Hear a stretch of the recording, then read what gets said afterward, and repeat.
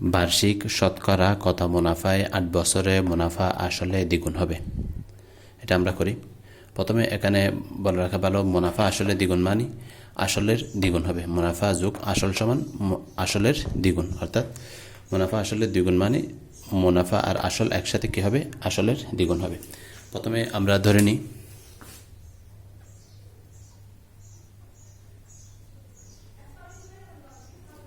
আসল সমান পি, আমরা ধরে নিলাম। সুতরাং মুনাফা আসল, মুনাফা যোগ আসল সমান আসলের দ্বিগুণ, তাহলে 2 আসল। এখান থেকে আমরা যদি প্রতীকের সাহায্যে লিখি, আসলকে আমরা পি পি হিসেবে লিখলাম, তাহলে 2p। তাহলে এখান থেকে আমরা যদি পক্ষান্তর করি আমরা কি পাই? i = পি, পি পেলাম।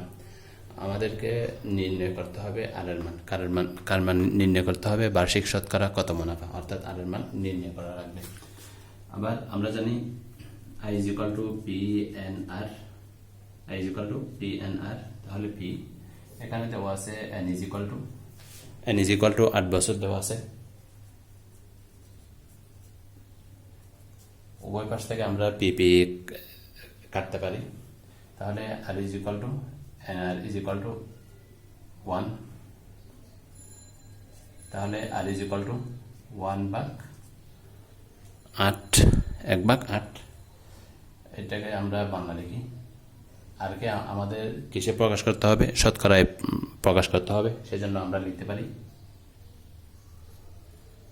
100%। 4 দ্বারা ভাগ করি, এখানে কত পাবো? 4 25 100, এখানে পাবো 12.5। তাহলে আর এর মান কত? আর এর মান আমরা পাই